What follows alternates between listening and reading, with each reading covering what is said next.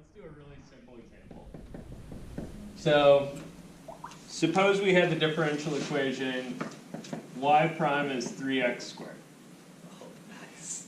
Now, bear with me on this. So, the thing I would like you to do is think to yourself really hard about what y is. Don't break your brain. So, how do you solve this? Integration. Integral sense, right? So you get y is what? X cubed. Yeah, it's just straight Yeah, X you- cubed plus C. Am I missing something here? Yeah, Plus C. plus c. Yeah, I don't trust you. Okay, now, here's the kick. Classify this thing for me. What is that? Function of x. Classify this differential equation for me. First It is a first order. linear, non-linear, not linear. Okay, it's first order. Check. Good. Linear. I'm pretty sure. Linear. What do you mean linear? What? It is a linear differential equation. So Because remember that Matter, the Y's do. a linear differential equation is something like this. Okay, when I see the word linear, I think, line. I know, I gotta. yeah. Yeah, so it's a line in y primes, y's, and y double prime, triple prime. So it's linear, but not in x's. It's linear in y's and y's derivatives. So it's growing, just, now I get it. Wait, I thought Yeah. I thought this is all about x's. What? I thought the linear was looking at the x's, not the y's. So linear is looking at the coefficients on y prime and y. Okay. You guys see that?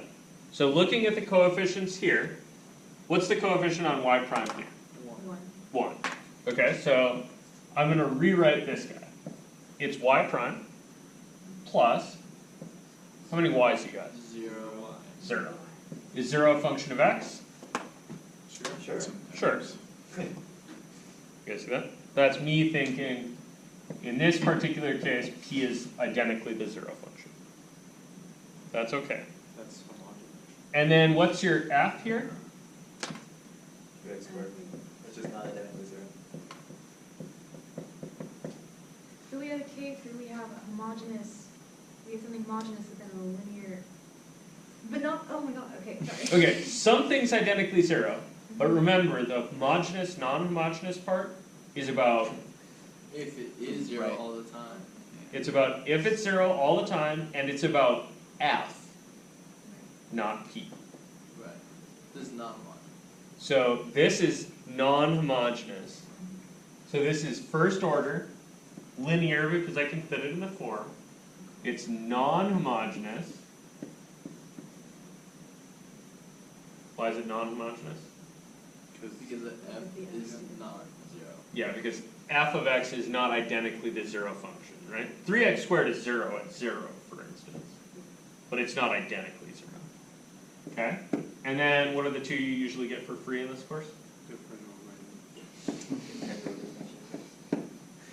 And you could toss an ordinary in there if you really wanted to. But you guys, no. It's not happening. So, you guys are all good with this, right? So, then my question is, if this was a non-homogeneous differential equation, what was the associated homogeneous equation? Y prime equals 0. Good. That's easy. I can do that. And when is y prime 0? All the So time.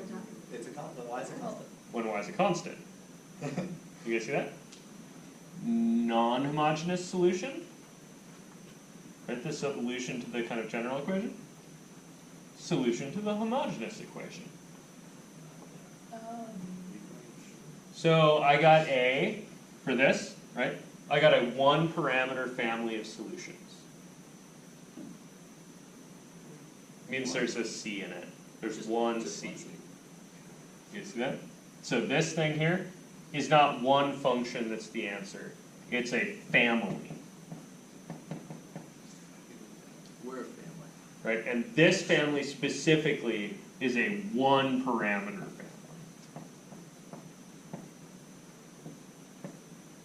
Does that make sense? So the other one, the one we did earlier, which I maybe still have out somewhere? Let's see one and two. Yeah, we did one earlier that had a C1 and a C2, right? Oh, it's Two parameter family. Yeah, so that was what, 2 something? 2G. Yeah, so in 2G we had Just pick the awesome problem. y was c1 e to the x plus c2 x plus, what, 2 over x? Yeah, so this thing, right, was a family of solutions, but this one has how many parameters? 2. 2. Why did this one have 2 parameters and that one have 1? Two constants. Yeah, there were 2 constants that came from having this one, what was the order of the equation that this one went with? Second order. Yeah, this was a second order equation, so it had a 2 parameter family of solutions. This was first order, so it had 1.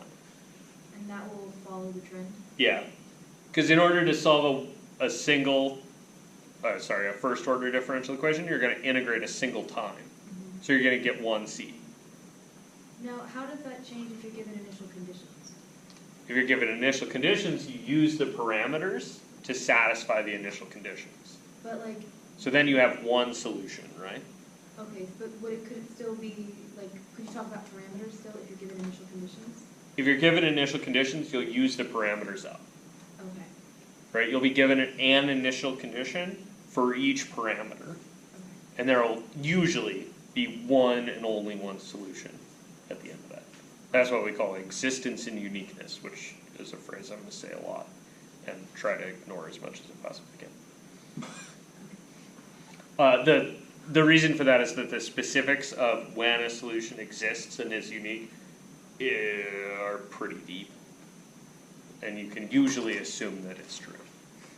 You guys good with that?